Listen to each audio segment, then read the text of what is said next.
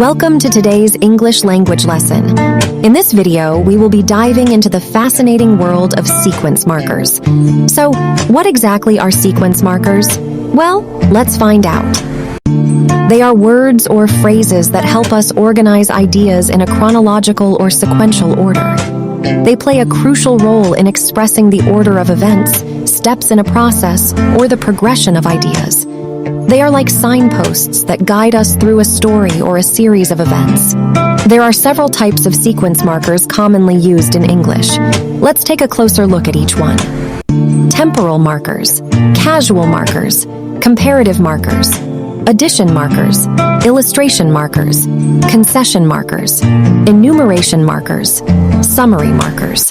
Temporal markers, also known as temporal connectives or temporal adverbs, are words or phrases that indicate the order or timing of events. They help establish a chronological relationship between different actions, situations, or ideas within a text. A causal marker is a linguistic device used to indicate a cause and effect relationship between events, actions, or ideas in a text. It helps express the reason or cause behind a particular situation or outcome. Comparative markers are linguistic devices used to express a comparison between two or more entities, actions, qualities, or ideas. They help convey the relative degree or extent of a particular characteristic or attribute. Addition markers are linguistic devices used to indicate the addition or inclusion of further information or ideas in a text. They help to expand upon or provide additional support to a point being made. Illustrative markers, also known as exemplification markers or example markers, are linguistic devices used to introduce specific examples or instances that support or clarify a point being made in a text.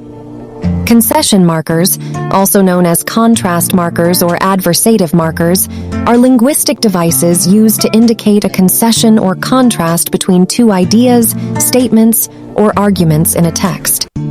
They introduce a contradictory or opposing viewpoint or present a situation that runs counter to the main argument. Enumeration markers, also known as listing markers or sequential markers, are linguistic devices used to indicate the presentation of a series or list of items, ideas, or points in a text. They help organize information in a structured and orderly manner, allowing readers to easily follow the sequence and grasp the individual components being discussed. Summary markers, also known as conclusion markers or summarizing markers, are linguistic devices used to indicate a summary or a conclusion of the information, arguments, or ideas presented in a text.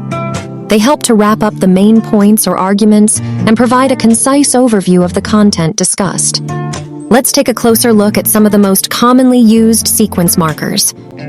Firstly, to begin with. Initially, in the first place. Secondly, next, then after, ard. Subsequently, later, eventually, meanwhile, simultaneously, during, while at the same time, finally, in conclusion. And that wraps up our introduction to sequence markers. Remember to practice using them in your daily English conversations and writing. The more you familiarize yourself with these markers, the more fluent and coherent your English will become. Thanks for watching and see you in the next lesson.